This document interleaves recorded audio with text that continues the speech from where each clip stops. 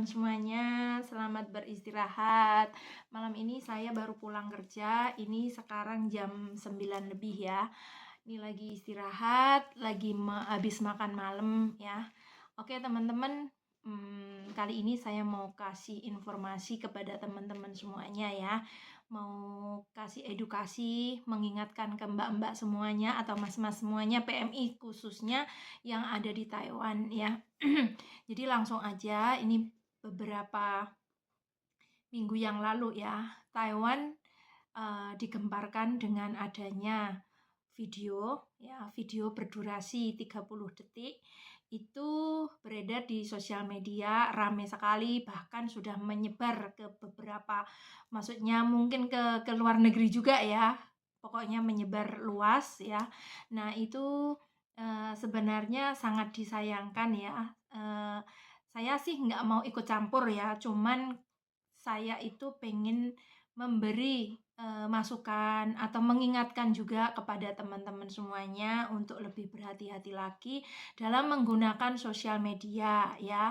Kalaupun kadang-kadang kita di sini itu kan tujuan kita mau kerja, mau cari duit, jauh-jauh dari Indonesia ke Taiwan itu tujuannya mau cari uang, mau cari pengalaman, mau merubah nasib, tapi yang kita khususnya di Taiwan sini ya, jadi peraturan atau mungkin adat istiadatnya itu di Taiwan itu memang beda banget sama dengan Indonesia kayak gitu. Kalau di Indonesia kan banyak peraturan mungkin yang berhubungan dengan agama ya, jadi melanggar norma agama, melanggar etika, ataupun melanggar peraturan itu pasti kena sanksi ya.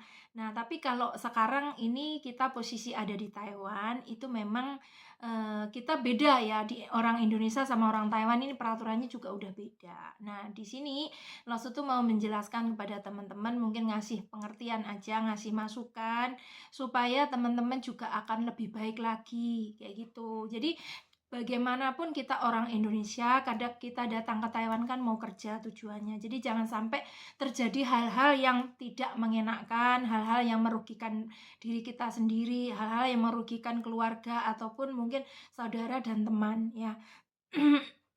Nah, ini langsung aja saya mau bahas masalah video yang beredar itu ya. Jadi ada dua pasang ya, masih pacaran ya. Jadi itu belum menjadi suami istri ya, sebenarnya masih pacaran aja. Kebetulan itu dia viral sekali ya di konten TikTok ya, video TikTok itu rame sekali ya pasangan ini, sampai di mana-mana itu pokoknya udah terkenal kayak gitu. Jadi sangat disayangkan dengan perbuatan mereka kayak gitu, tidak mencontoh atau tidak mendidik yang baik kepada teman-teman semuanya kayak gitu. Jadi saya ini sangat prihatin sekali ya adanya video yang beredar di sosial media kayak gitu.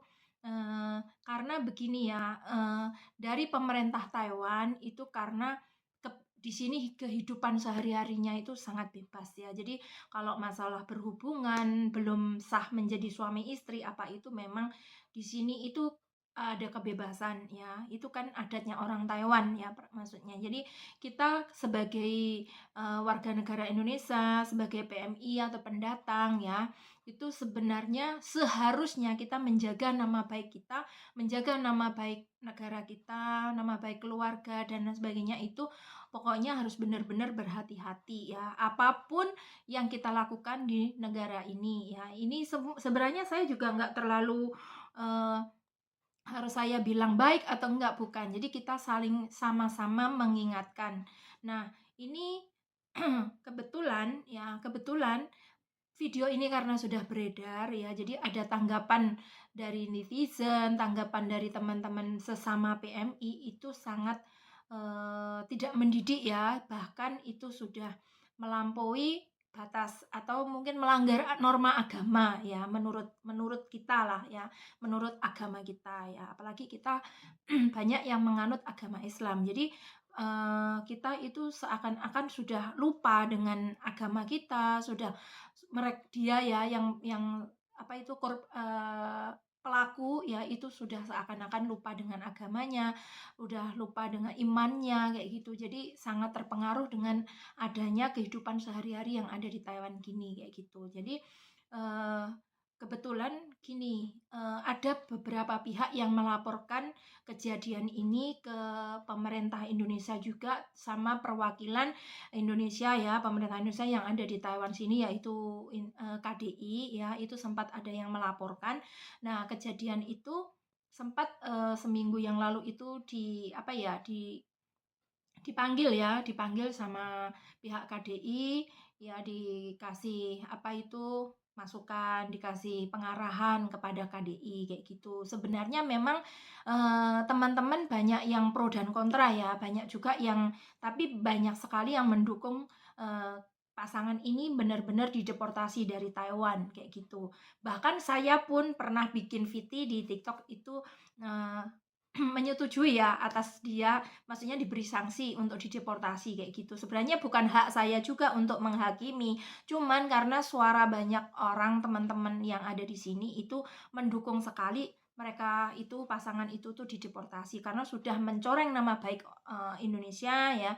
Jadi mempengaruhi kita semuanya kayak gitu. Itu benar-benar tidak mendidik. Makanya banyak sekali yang berkomentar negatif tentang pasangan ini kayak gitu. Nah, tapi setelah ada mediasi dari pihak KDI, dua-duanya itu dipanggil, itu tidak ada peraturan untuk dideportasi karena untuk di Taiwan itu masalah yang seperti ini itu sebenarnya nggak ada peraturannya, ibaratnya bebas gitu loh ya. Cuman karena dianya itu warga negara Indonesia, kita tuh datang sini PMI ya, mereka tuh PMI, jadi itu benar-benar melanggar norma agama, melanggar etika lah ya.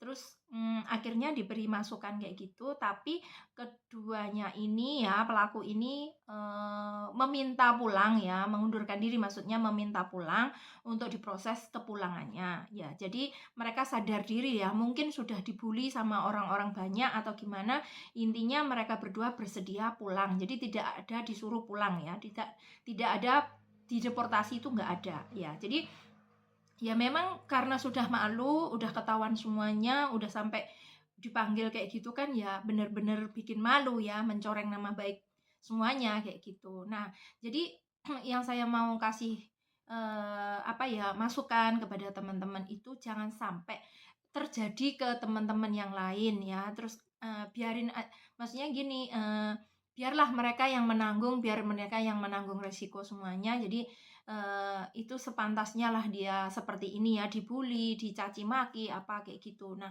jadi dia pulang kayak gitu ya sudah resiko dia mereka berdua kayak gitu. Cuman disayangkan dari informasi yang saya dapat itu mereka berdua si satunya ya yang cowok pelakunya itu yang cowok itu memang video itu dia lagi bikin video kayak gitu, video yang mesum ya. Jadi kemudian direkam sama pacarnya yang si ceweknya, kemudian itu dibikin story ya, di story di WhatsApp, kemudian ada yang nggak seneng mungkin temennya itu langsung diambil videonya, direkod kayak gitu, kemudian disebarluaskan. Awalnya kan seperti itu. Jadi kalaupun ini saya mengingatkan kepada teman-teman semuanya, kalau memang tujuan kita mau kerja, tolonglah ya, minta kerjasamanya, minta kesadarannya, teman-teman tujuannya kerja ya kerja kayak gitu. Kalaupun kalian di sini ada mungkin pacaran, ada mungkin berhubungan seperti itu, tetap menjaga ya, tetap di apa ya? Jangan jangan seperti itulah, jangan mencontoh seperti itu. Jangan terlalu mudah untuk mempublikasikan ya masalah aib kita sendiri kayak gitu. Jadi kalian kalau punya pacar atau punya pasangan itu harus berhati-hati. Jangan sampai kita asal mungkin cari sensasi atau mungkin cari follower atau apa. Saya juga nggak tahu ya tujuan mereka berdua apa. Hanya saja dari awal dia selalu muncul di TikTok itu ya, dia sudah meresahkan banyak PMI kayak gitu loh. Sudah meresahkan sekali, bahkan kita juga malu ya. Saya sendiri juga malu melihatnya. Mereka bermesraan di sosial media apa kayak gitu sudah over lah ya, udah keterlaluan. Jadi saya mengingatkan pada teman-teman jangan sampai terjadi seperti yang pasangan ini ya. Jadi kita harus berhati-hati tetap menjaga aib kita ya, tetap gimana ya, kerja yang baik itu aja. Terus, dari pengalaman ini, dari masalah ini kita ambil hikmahnya. Jadi terus ini kan dengar-dengar ya, si cowok ini pas lagi mau permintaan maaf ya, jadi sudah meminta maaf kepada media sosial, kepada pihak KDI juga, itu KDI juga memperingatkan kalau selama dia sebelum pulang ya, itu sebelum pulang meninggalkan Taiwan itu tidak boleh melakukan live streaming ya, tidak boleh lagi untuk peringatan mereka berdua kayak gitu. Jadi jangan sampai lagi dia berbuat seperti itu lagi. Itu peringatan dari KDI ya. Terus saya dengernya juga itu si cowoknya itu meminta apa ya, donasi ya kepulangannya, karena ini benar mungkin bagi dia itu mendadak sekali ya kabar ini, karena dia namanya ujian, namanya apa ya, apes itu kan kita tidak tahu ya. Jadi dia itu merasa seneng-seneng, happy-happy di sosial media, ternyata kalau memang Allah berkehendak lain ya udah, kita udah kayak apes kayak gitu ya, udah nggak bisa, nasi udah menjadi bubur nggak bisa dikembaliin lagi. Jadi kita itu harus berhati-hati, waspada kayak gitu. Nah, akhirnya dari live-nya itu ya, saya menyimpulkan bahwa selama ada di Taiwan itu si Mas ini sempat live ya, menelpon keluarganya, sempat live itu menceritakan kondisi atau keadaannya selama ada di Taiwan sini. Sebenarnya dia kerja beberapa tahun itu, hampir berapa ya, 5 tahun apa 7 tahun itu tidak punya tabungan sama sekali.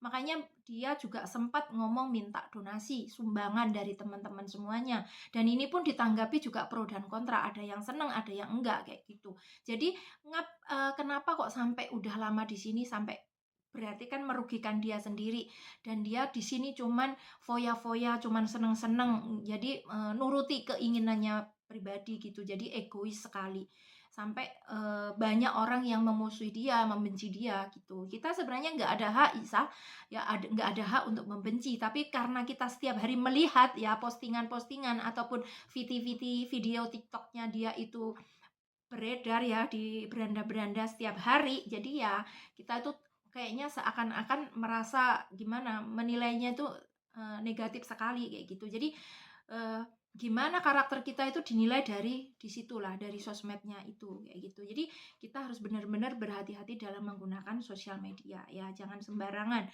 Apalagi kita mungkin nggak berbuat, tapi kalau jari kita itu kadang-kadang gatal ya, pengen begini-begini, itu udah mencelakakan kita sendiri yang rugi. Jadi daripada kita merugikan diri sendiri, merugikan keluarga, belum lagi punya anak atau apa, malu ya, jadi jangan sampai terjadi lagi.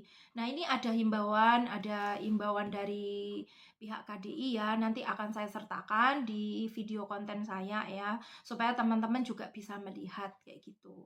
Terus semoga saja kita doakan ya yang bersangkutan ini, si pelaku ini nanti kalau pulang cepat sadar ya, dari sekarang itu kita doain cepat sadar, karena bagaimanapun apesnya orang itu kita nggak tahu kayak gitu. Tapi ya semua sesuai dengan perbuatan dia, jadi dia harus mengalami hal seperti itu.